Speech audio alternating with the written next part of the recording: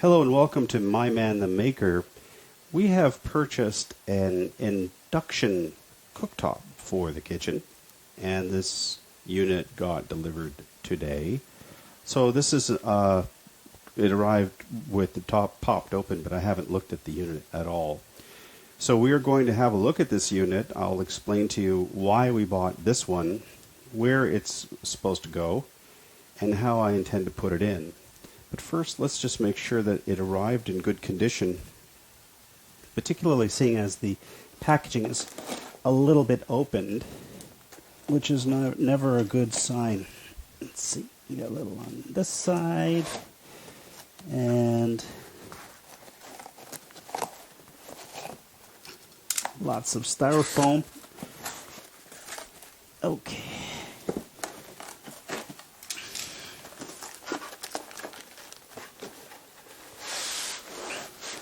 This is the wrong side.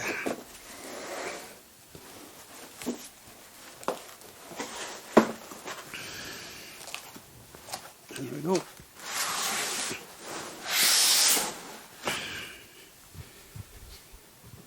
Let's have a quick look.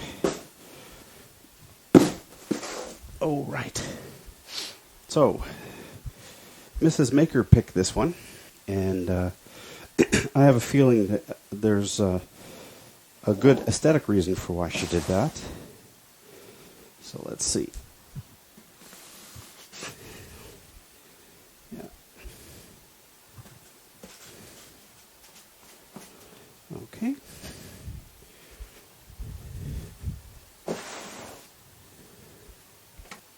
And here's the reveal.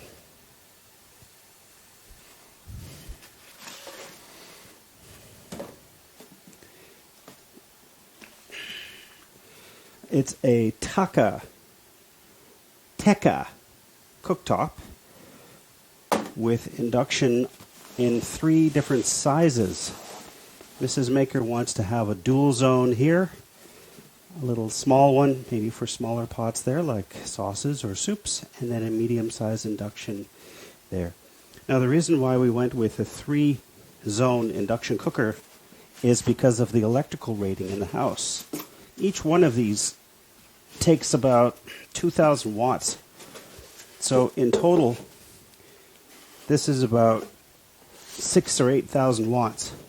And that's quite a bit of power for an older house like this one. A 4-burner unit would have consumed 25% more energy. So I asked Mrs. Maker, exactly how often do you use all 4 burners? Because there is a 4-burner version available. And she said that it was very rare. Most of the time she uses 2, sometimes she uses 3. So I asked her to make a choice between the 4-burner cooktop and the 3, and apparently she chose the 3, which was a smart move on her part. So there we are. So what do you think, Mrs. Maker? Are you happy with this? Are you happy? Oh yeah, it looks pretty good. Great. So that's the TEKA 3-burner induction cooktop. I'm going to give you an idea of where that's going to go now. It's going to replace a 2-burner unit that looks kind of silly over our oven. So here's the oven, and here's that weirdo 2-burner unit. So I decided to put it in this wider version so the kitchen would look more normalized, because that's a very odd look. I've never seen a narrow cooktop above a full-size oven. It just looks so strange to me. And there's enough depth for that cooktop. So basically what I'm going to do is I'm going to widen the aperture for the cooktop. The existing aperture is the right size. Just make it wider with a jigsaw and drop in the new unit. I think it'll look a lot better. The only thing that I really want to be careful of is that I center the new unit correctly in terms of the hole over the stove, so it's not shifted to the left or shifted to the right in any way. But that's not that big a challenge if you just measure a whole bunch of times, make sure, and then drop in the new unit. So that's what that cooktop is for. That cooktop, that beautiful new cooktop, is going to replace this very strange cooktop, which is actually a desktop unit that's been dropped into a counter aperture. Quite strange and odd looking, I'm sure you agree.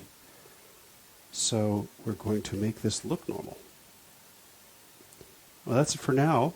I hope you enjoyed this video. If you did, please subscribe. I always enjoy subscriptions and questions and comments. And I guess that's it. Take care and keep making.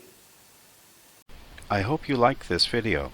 If you did, please consider subscribing, giving me a like, and leaving me a comment. I really enjoy making these videos, and I want to know from you how I can make them better. The whole point of these videos is to demonstrate that if I can do something, you can do it too. Well, that's it for now. So long, and remember, keep making.